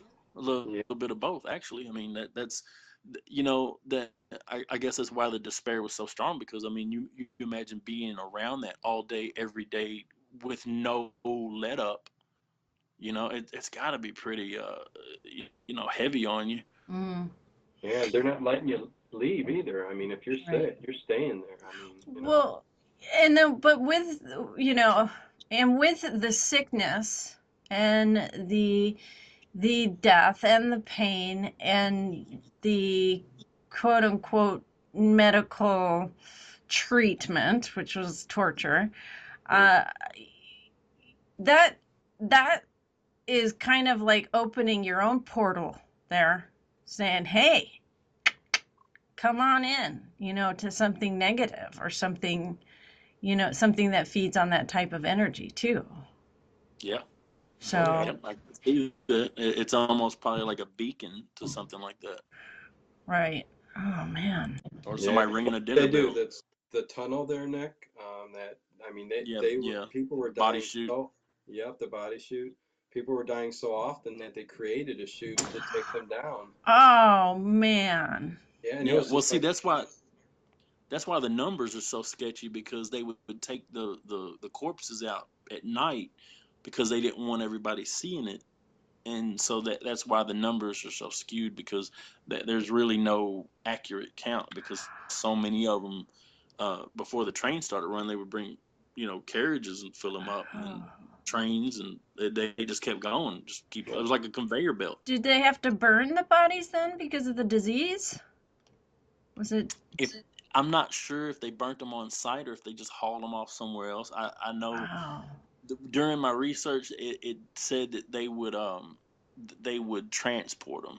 So I'm guessing if they did burn them, they were probably burnt off site somewhere, because mhm. this whole area was pretty much farmland for a long time. So I could see them taking them somewhere and burning them somewhere else, maybe. Um, And a lot I'm not of I'm not exactly sure families, about that, but yeah, a lot of these families once they put them in there too, knowing they had TB, just let them be, and yeah, immediately, yeah, go ahead, burn, burn. It's a sad state of affairs back in the early part of the Mm. century, man. I mean, jeez, Or you did gotta, you gotta. or did they mass bury them and nobody knows? And there's these not sure. spirits roaming around going, where's my family? What's going on? Well, I can tell you this: they did a movie up there movie. I think it was called Death Tunnel was the name of it.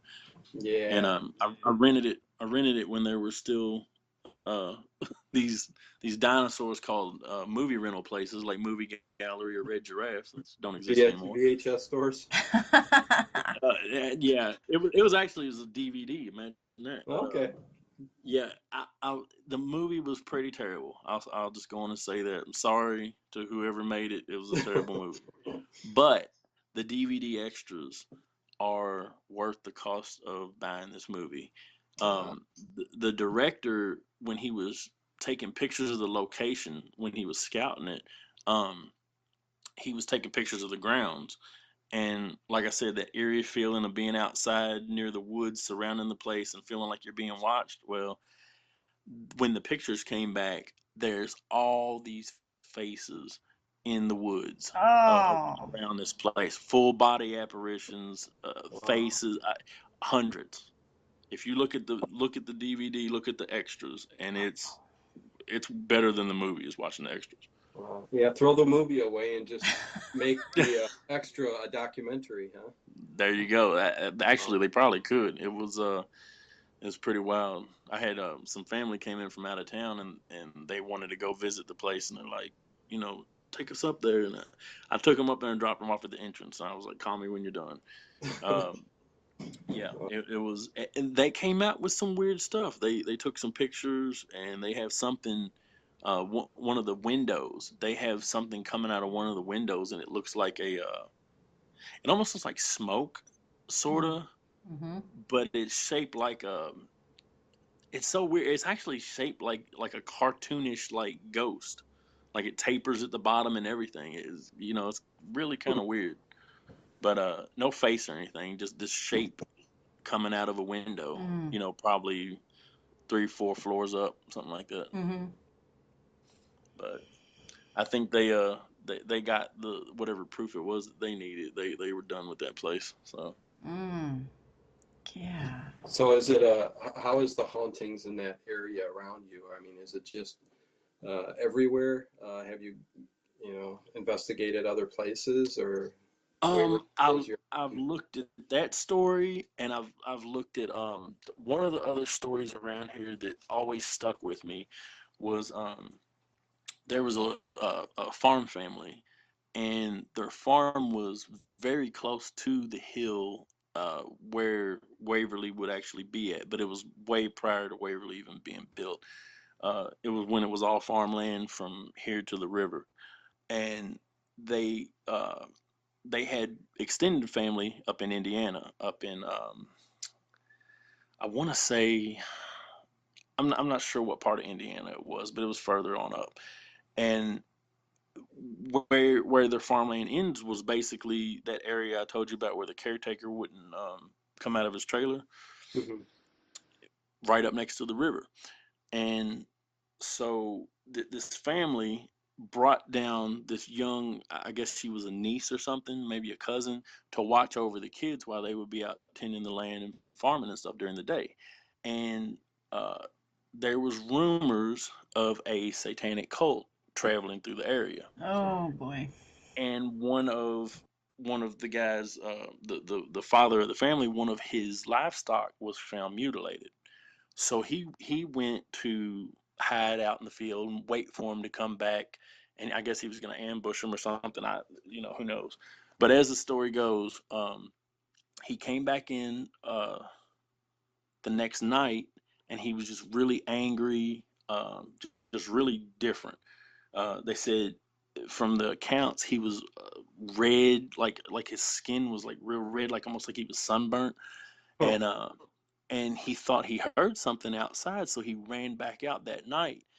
And all this is documented through this girl's letters to her family in Indiana. And so he runs back out that night to try to catch whoever it was in the act, and they can hear him screaming in this field, like just screaming like a lunatic. And the night goes on, day comes, you don't hear nothing from him, and he never came back. So the next day, evidently the mom goes out looking for him and leaves this niece to watch over the children. Same pattern. She comes back, super angry, skin totally red, like a real bad sunburn.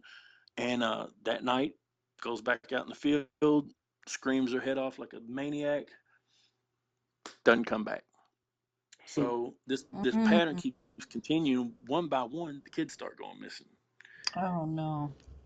Eventually, the letters from Indiana, or the letters to Indiana, stopped coming, and they sent a search party down.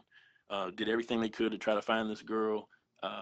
No trace of them. House was empty. Everything, just totally abandoned. No traces of the bodies ever found. Nothing. And this area where this historic home sits right on the river. And they say that during the spring, you go out there early in the morning when the fog's rolling in. They say that you can see the ghost of this girl looking across the river back to Indiana. Oh wow! Like longing for her, longing to be back home. So, and that's the ghost that's closely associated with that area is one of them. So, Kentucky Triangle. Wow. Yeah, it's weird business. Plenty of it. Here's okay. I'm still thinking about all this Waverly stuff, and then that, and then you mentioned the satanic stuff, and it's just here. Can I throw something out about Waverly? Yeah, let's hear it. Throw it real far. All right, I'm throwing it. Okay, so if they did, I just was thinking about this. So for these patients getting electroshock therapy, isn't that what it's called? Electroshock therapy, yes. There, right? What if when you get electroshock therapy, the type of the waves that goes through the brain and that type of vibration, what if that in itself opens up some kind of paranormal possibility for that person? It very well could. Mm-hmm. Or what if it locks you into a state where right, you're permanently stuck. Yeah. Because really, electroshock, I don't even think to this day they even know what exactly the electroshock therapy does. But I was just thinking about that. I was like, wait a minute.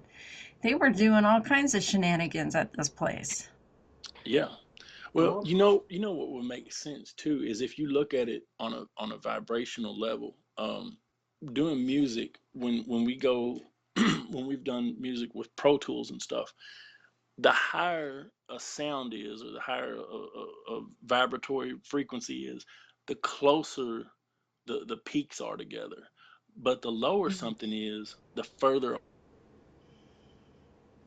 Here's what I'm thinking is if something happens that's really bad, like the lowest of the lowest frequency that you can get, where it's just terrible, bodily torture, like what was going on up there, electroshock therapy, like what you said. As those peaks are further apart, it's something that's moving slower as well. So what if it's stuck in an area because it's moving so slow, whereas something that's a higher frequency hurries up and gets out of that area because it's so close together and so quick. So maybe that's why these places where these terrible things happen, maybe that's why these things stick around, is because they're vibrating so slowly and they're peaking so far apart that they're still following that pattern. You know what I'm saying? Yeah, no, that's completely possible. Yeah, I mean, it's all energy. I mean, you jolt the soul, with the electroshock. I mean, if we want to go deep here, can you be shooting a little bit of your soul out there, a little bit of your energy? Yeah. And it's been staying there, and it lingers, and the energy builds and builds, but the memory's still there. So I mean, it's all plausible. I don't think we actually really know. So right. I mean, it could be opening some temporal plane of for that person to kind of reside in, like Yeah. But you know what it doesn't explain though? Here's the thing for me. I could see that being the case if it was a residual, like someone walking down the hallway. Well, like Dino said, somebody goes into the closet at the same time every night, doing the same thing over and over, almost like a record on repeat. So that would make sense for that. But what about the guy that he saw going through the stuff on the shelf that looked back and acknowledged, oh, he can see me right now?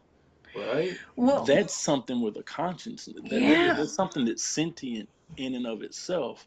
It's not following a playback pattern. It's doing things, Well, what if and it's that is, aware. yeah, what if that is two parts of the matrix, the design, the program, being visual at the same time? What if that's actually the combination of it overlapping and you're actually witnessing this program? Boop, right there and then. Yeah, just as good as Yeah, any like a other glitch. explanation. Yeah.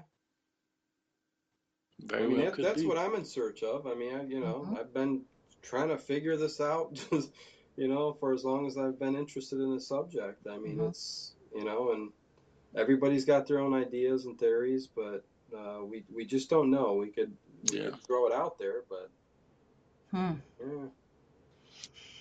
Well, you had mentioned playing with a Ouija board, Dino. That I remember somebody posted in the Paranormal Into the Night group that they, what was it, either you or Nisa were saying, somebody posted about, have you ever played with a Ouija board and what was your experience? Yeah, I posted that, and I got a lot of responses. So yeah, that was a really good one. I sat there and scrolled through that thing for a while reading it. It was lots pretty of wild stories. stuff. But Yeah. yeah, the reason I put stock in it is because, like I said, it was around that same age, 18, 19. I was trying everything to see, what was going on. And it's Halloween night, and we had pulled a prank on some friends. And it wasn't maybe 10:30, 11 o'clock. We had a little bit of time. And so I said, hey, my aunt's house is highly haunted. It's right around the corner. Let's go do the Ouija board on her porch at midnight. And so what we did was, once again, I like testing stuff, or did like testing stuff. So it was me and my buddy and then two friends. And what we did was we did it like a double blind. We had the two people asking the questions, and only one of them knew the answers because of real personal questions. And then me and my buddy actually put our hands on the planchette, and so that way we didn't know the answers. Because I know sometimes, some people say, well, you're subconsciously influencing his vibration in your hands, so on and so forth. If you don't know the answers and you're coming up with accurate stuff that somebody else is asking the questions to, that only, that somebody totally separate from you. Yeah, no, Nick, you're absolutely right, man. Well, we start doing it, and like I said, that house anyway has plenty of weird, crazy stuff around it. So I figured it'd be a good place to do it. And we start asking this thing questions, and the planchette starts moving. It answered my friend's grandmother's middle name, spelled it out. Just really personal stuff that nobody else would know, and it was accurate. And we finally, it answered a question, and it was just so personal and so wrenching that we said screw it. We shut it down, turned it off, got rid of it, and I've never touched one since. Wow.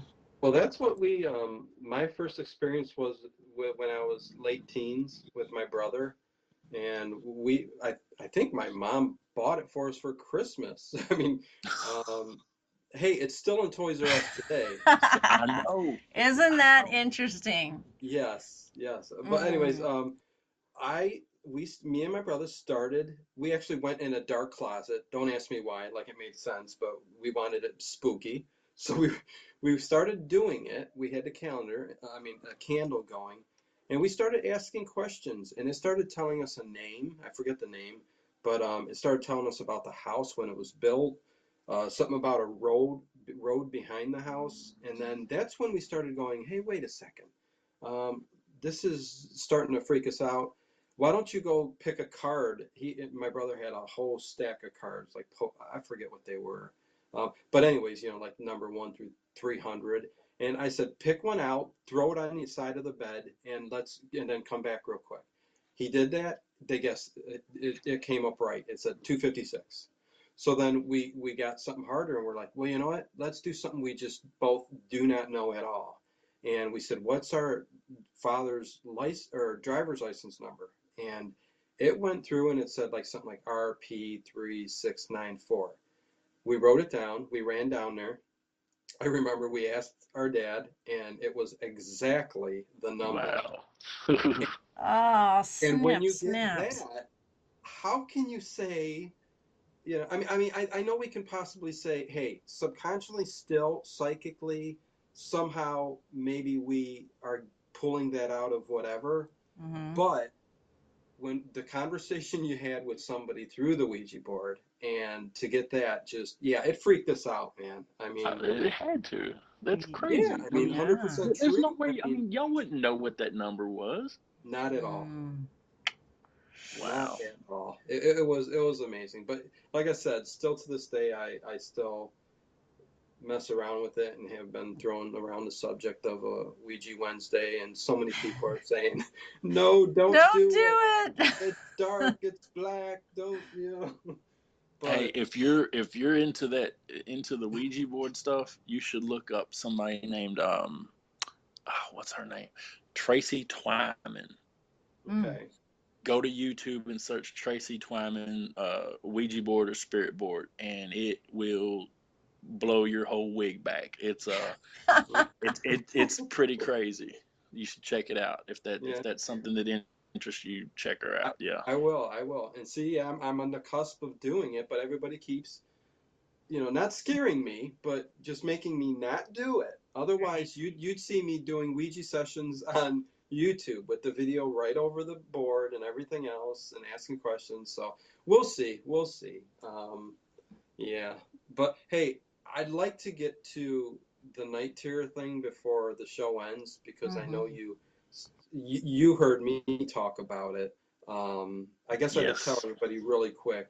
Not sure how paranormal it is. It's spooky, that's for sure. I mean, you know, scared me to death when I was a kid. But you know, night terrors. I mean, it's basically, you know, almost like you're shocked out of bed. But okay, what happened to me was there were a few years when I was young, maybe 11 to 16. I would have this. And what would happen was, okay, I start out with a nightmare. Okay, this is what I remember while the night terror is going on. All black, being chased by something, and it was the same every time I had a night terror. I was being chased, it was black, and the next thing I know is I had cold water being splashed in my face to wake me up, and that was the only way. They would just keep splashing cold water in my face until I snapped out of it. And they said I would be running around the house like a maniac. My face would look like it was like demonic, like, you know, Yeah. the rage in my face was just so, you know, but you know, hey, it happened all the time, and then eventually it stopped. So I mean, that's my night terror, and believe me, it was not a good thing to be woken up like that. It's like being put to sleep under anesthesia and being woken up by the doctors. I mean, it was just very, very weird. And that leads me to Nick had something to say about night terrors. Yeah, the reason I wanted to talk to you about it is because I had a very similar experience when I was younger too, as well. Twice. It happened to me twice, and thankfully that was all. Um, I had a question for you though when I heard you talking about it. Do you remember? And it's funny because I didn't hear you say that they splashed cold water on your face to bring you out of it. That kind of dovetails with my question. Um, do you remember whether you got sick or ran a fever right afterward, maybe a day or two after those you know those times that Right. it happened? Yeah, no, it never, you know what, not, no, I think I would remember that for sure. And Okay, so like that's what was I was saying, curious about. yeah, it was Yeah, just snap me out of it, and I'm back to normal again. And yeah, but to be that pushed that far into darkness, you yeah. know, and to And still and to physically be running around and stuff is just like, you know, night terrors. What are they? Did something enter my body and the cold water shocked me back into it? Who do you remember? Who was the shadow? Who was chasing you?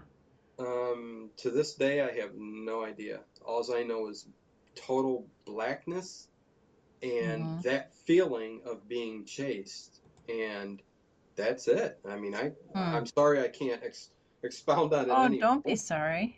But you know, that's it's definitely a puzzling happening.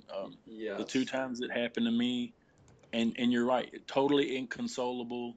Nobody can do anything with you. You're a raving lunatic when it's going on, and nothing anybody can say will let you know that what you think is happening is not happening. It's so real to you. There's nothing anybody can say. Yeah, I mean, I took a leap down a flight of stairs. Oh my goodness. She said I did not touch any step going down, or she was scared that I was going to kill myself. And, you know, I think she talked to the doctor and he said, well, hey, I mean, we're not sure, you know, what you can do about it. They're nightmares, and that's all they really had to say about it. I don't believe that for a second. There's something different. Yeah, you know where I'd go with that, but go ahead, Nick. The 2 times that it happened to me, like you said, 10, 11, you know, pre-puberty, going into puberty type. Some people say, oh, it's hormones. You know, it's the equivalent of poltergeist activity around little girls when they start going into that age range. The 2 things that happened with my situation, it was so bad my mom thought somebody had put LSD in my food or slipped me something. I was that nuts. That's how crazy. Stripping every cushion off the couch, jumping up into a corner. There's somebody outside. He's gonna kill us.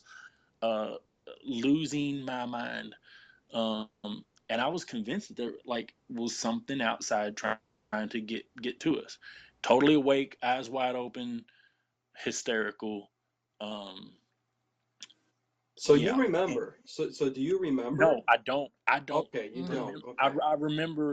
I remember what I thought was pursuing us, and I remember her reaction because it scared her. It was right around the age I started to get some size on me, and I wasn't, you know, probably the easiest lunatic to deal with, you know, in that state. And but yeah, I was under the impression that there was something outside on the side of the house, a tall person with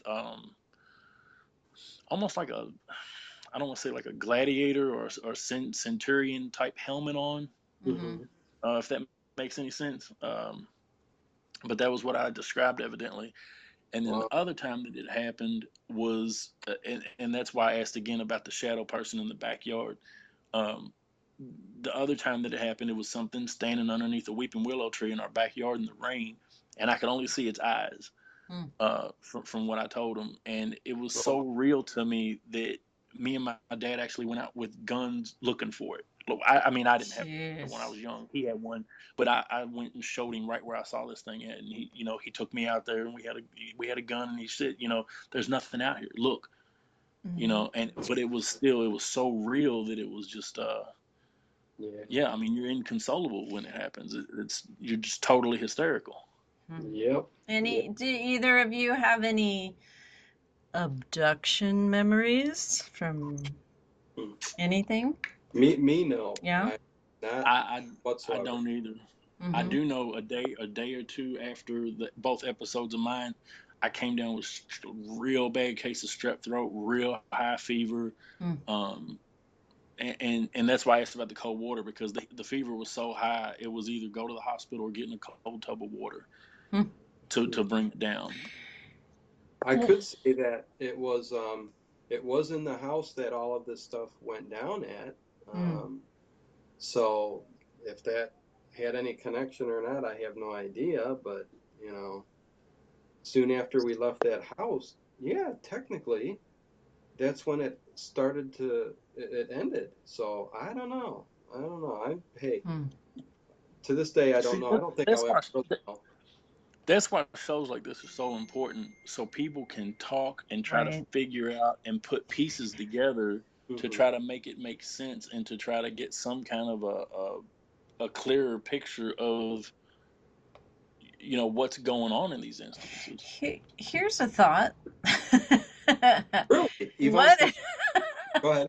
what if you were in another reality and you were trying to just either you were astral travel or you were in another timeline, but your body here somehow stayed connected, so you were still moving?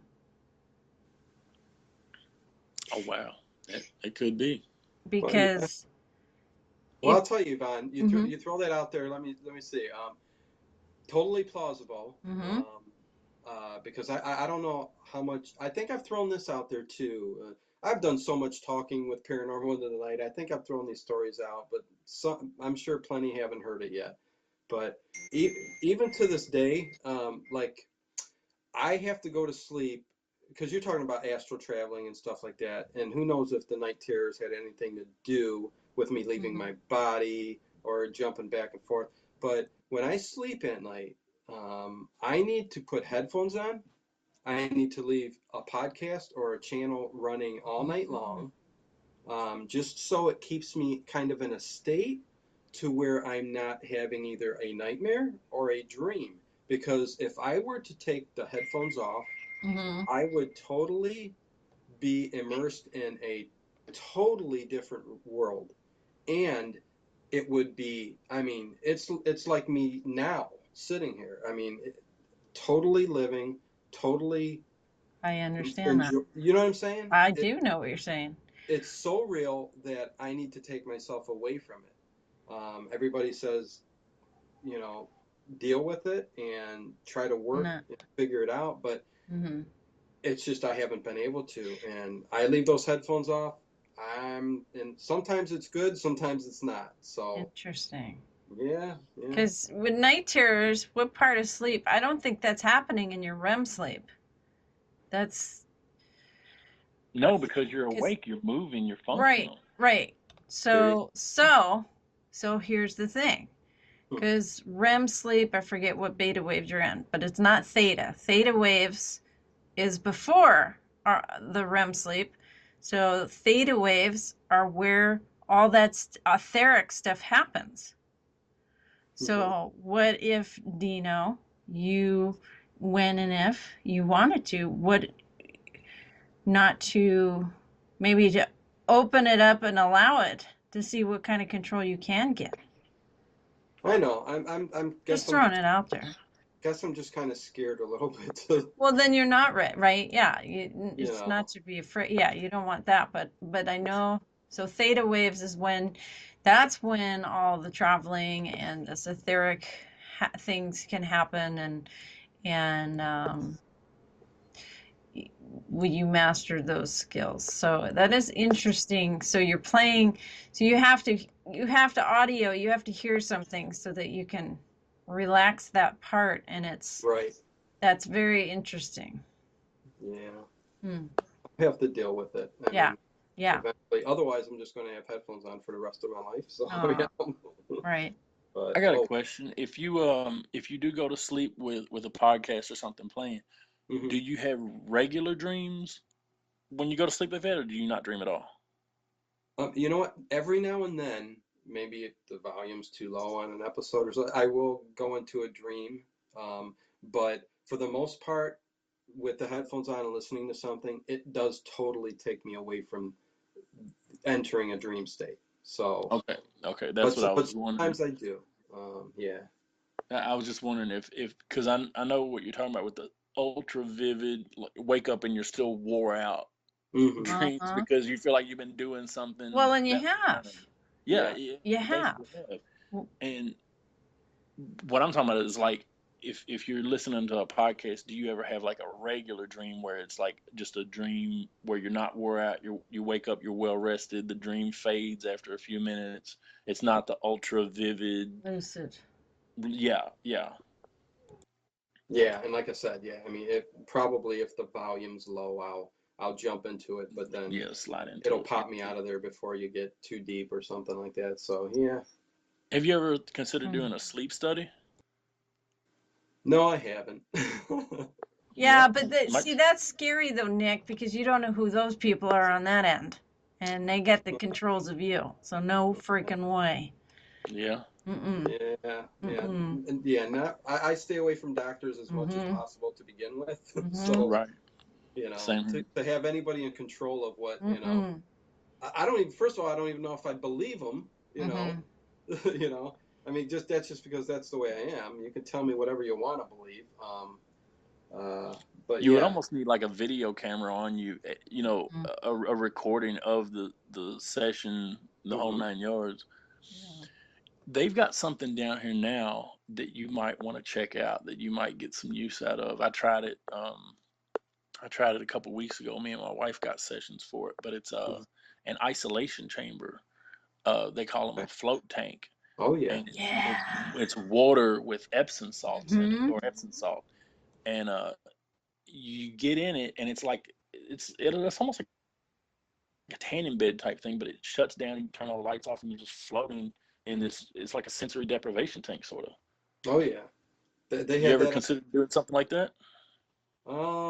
Oh my God. I Think I you'd don't know freak if I could out? get locked into something like that, Yeah. but like it's like altered You states. claustrophobic? You know what, I am. So I'm What? not sure if that would work. I mean, it's a great. You know what, Nick? There's so many things that I would like to take head on. Um, I talk about it more than I do it. You know. Mm. I guess I'm trying to get information from people instead of like going out and actually doing it or getting it myself. Mm. Because yeah, that's something that maybe I can get answers to things for, something like that. But it's like the altered states. That was even on a episode of, well, they did it in Fringe. Did you ever watch that series Fringe? I haven't seen Fringe, but I remember the original Altered States from the '80s with was it William Hurt? Mm. Yeah, yeah. There was Yeah, a show. that's kind of one of the reasons I wanted to do the float, just to see, Yeah. what happened when you did. It was pretty interesting. Mm. Oh, I'm sure. And Fringe, that series, the woman that would go in there in that isolation tank like that, and she would float kind of on the water. It would take her to a separate universe. Um, Wow. Mm. so it kind of ties together there. It's very interesting that yeah, I would love to do that, but if I didn't have a fear of it, I mean, Uh-huh. but whatever. Well, if and when, right? And Yeah. Yeah, you're researching it out by talking, and that's okay. Well, exactly. there you go. Like Yeah. Nick said, I mean, you get people talking about things, Yeah. and you know, you Yeah. learn a lot more from stuff like this, like the three of us going back and forth, than you do sometimes from Agree. somebody who's written a book and is just Mhm. going to tell you their thoughts on the matter. I really believe in talking to, genuine people, kind of, just ordinary people that are out there, kind of like us, that Mhm.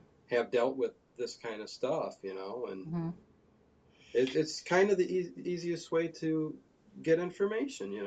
Well, but it's part of the human experience as well, is to be hmm talking to other people and finding different options. Yep. And for like, well, and with lucid dream, like I don't understand people that say, "Oh, I never remember my dreams." I'm like, "What?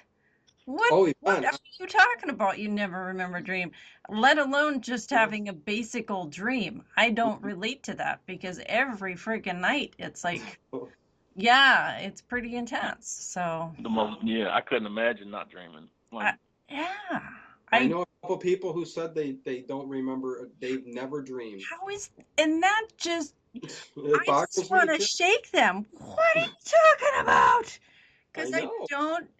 that's like that that is so foreign to me that I cannot relate to it. I'm like, riddle me this. How do you shut it off? What do you do? What is the difference here? What's going on? Who was that, Nick? I think you keep attention to our Paranormal in the Night page. Somebody just put along this line. Somebody just posted. St. John's, Edward St. John, or Christopher St. John, whatever it is. Somebody on our page talked about people came up to him and said, "Hey, did you know that you don't have an aura around you?" Oh, You know, Oh wow. post. I'm gonna look for it. yeah, and he's like that's happened to him a few times over his expanse of years, and he said just out of the clear blue, and he has no idea. And he was asking actually in our group, he said, anybody have any idea on this? Why that would be? Ooh. And I'm perplexed. Yeah, I'm not sure about that one. I was so young. The only time I ever saw one, and like I said, it was just that one time, and I've never seen one since. But it definitely, when you see one, you know it. Mm-hmm. Mm-hmm. It's almost like slow. The way I view it, it's almost like slow fire around somebody with a color to it. The one I saw was bluish purplish. Um, but yeah, it's I don't know. That's really odd. Yeah. I will have to check that out because Yeah, I would go dark, and I would go, well, you got to start talking about vampires. You got to start, Oh, but, yeah, I'm sure he ain't a vampire. I'm just, well, possible attachment that's just totally eating off the energy and dimming yeah, out their light for sure. there you go. Yeah, maybe Mm-hmm. you're just, something's sucking your Mm-hmm. energy from you. Yeah, like Absolutely. an empath. Yeah. Huh. Mm-hmm. Very interesting. Or maybe they are somebody else in a meat package. Yes. Mm. There's a good show out right now that just started up. It's called The Preacher. I don't know if it's on AMC. I haven't.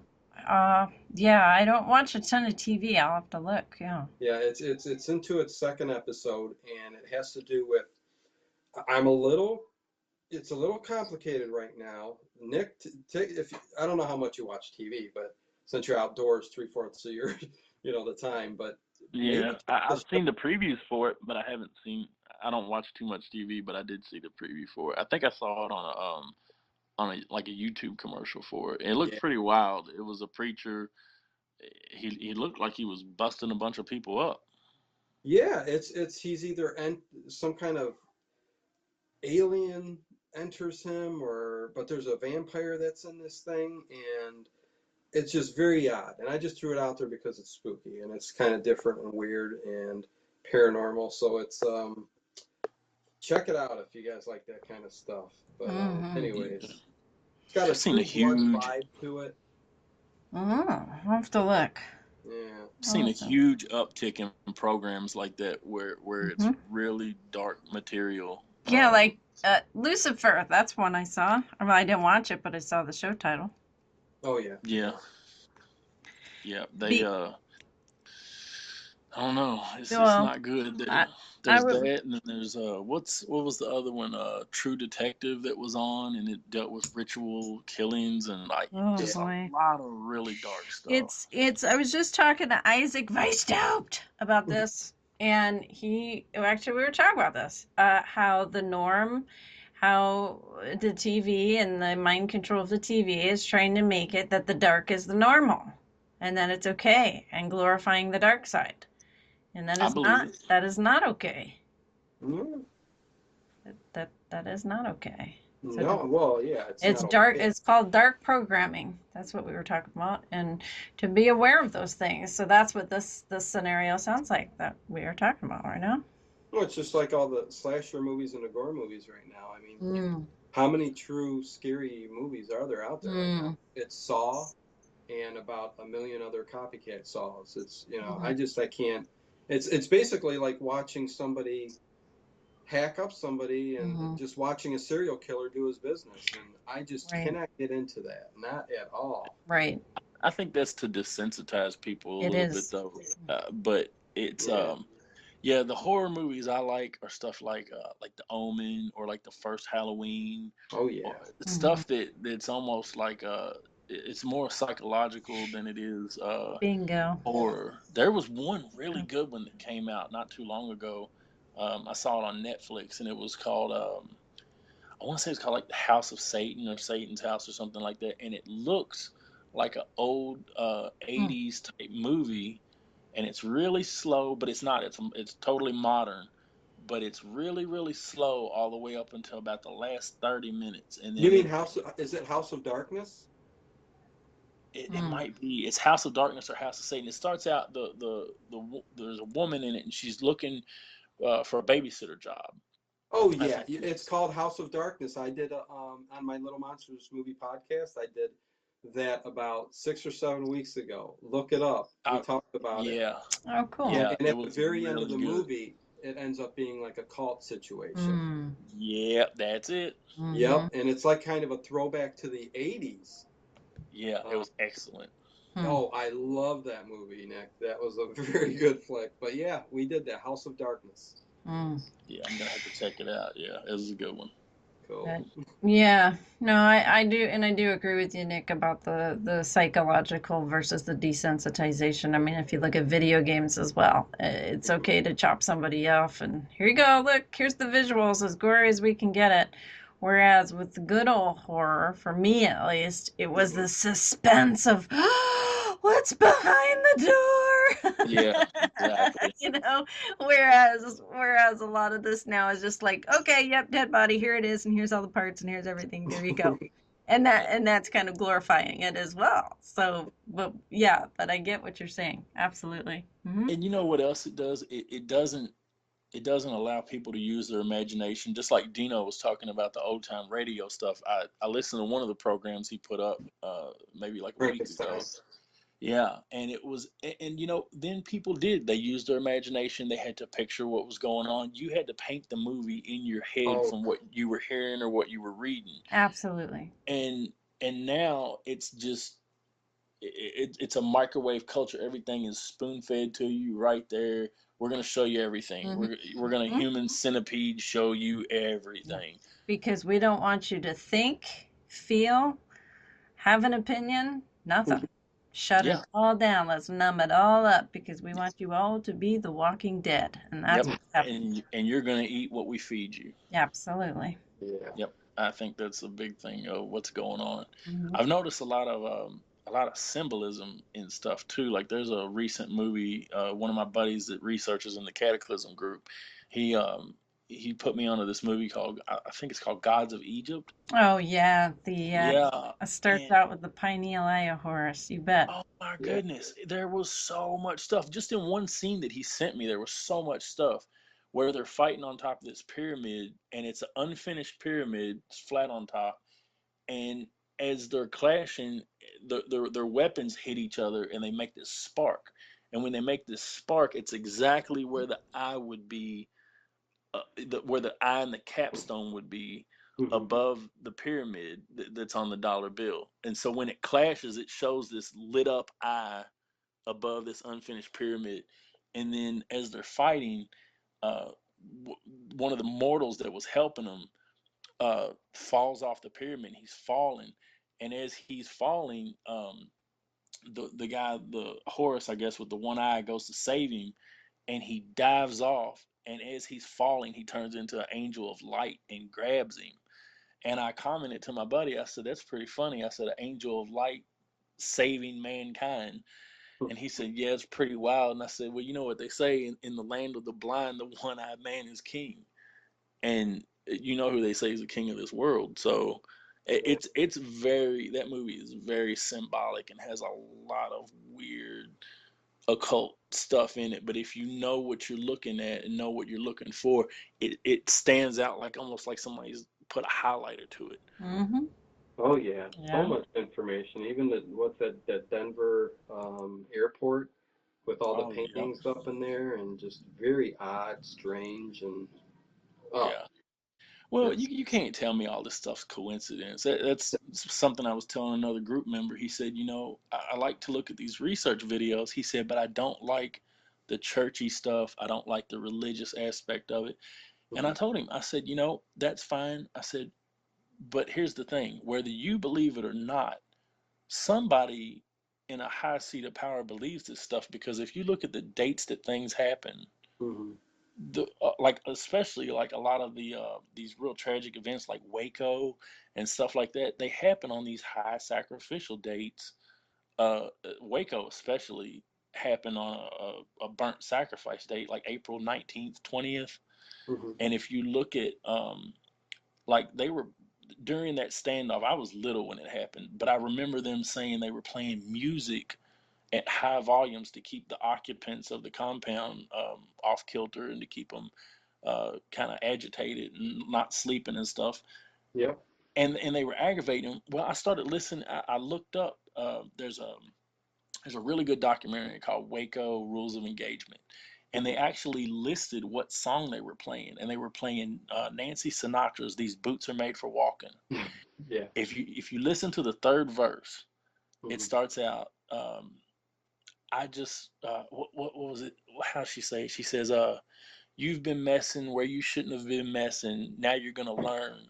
I just found a book of matches. Now you're gonna burn." And Wow. you realize they're playing this song over and over and over at high volumes, and then they burn this compound full of humans, bunch of Yep. children, on a high sacrificial burnt sacrifice holiday. Hmm.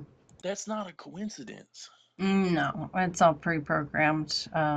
This goes back with the Illuminati and deeper, darker, Crowley, all that Yeah. stuff. So, Yeah, yeah. it's really you start digging, you start finding some really bad stuff. Mm-hmm. But we can go into a whole new show. I know. That's a Also, whole nother and show. stuff like that. But yeah, I think we're getting to the end of the show. We now. are. Yeah. And Nick, man, thanks very much for coming on, talking to us, and Well, thanks for excellent having interview, me. man. Yeah. Time Thank flies you. when you're having fun. Yeah. And no, thanks for being a part of this learning, sharing, and awakening. And yeah, I'll say thank you to you, Nick, as well, and letting me be a part of this. So awesome. Well, thanks for all y'all do. I really like the group, and I like the show that y'all are putting on, and it's good stuff. I really appreciate it. Well, thanks, Nick. I appreciate it, and maybe we'll have you on again in the future. Maybe we'll talk cults and stuff like that. Who knows? We'll see. Sounds Absolutely. good. Okay. All right. All Thank you. And hey, Y'all have a good day. yeah. You too, Nick. Oh, thanks, Nick. And thank you out there in Haggy Shack Radio listener land. And Yeah. Dino, hey, we're doing this. It's awesome. Yes, we got we're gonna have Killian Gore, fingers crossed, next week. Fantastic. He's kind of a horror author, so we'll be talking a lot of different horror movies and stuff. Ooh. So, and he also did some novellas on Bigfoot too. So, Oh, should be okay. interesting. A very interesting person. I've known him for over a year now from the group, so should be pretty cool. So, Fantastic. yeah. Awesome So, group, by the way. Yeah. thank you. All right. We are going to be signing off then. Dino, thank you. Nick Keen, thank you. Anything Stay else you spooky. want to say? Yeah. Spooky Pants. We will Spooky. be live again next Wednesday at 7 p.m. Pacific time.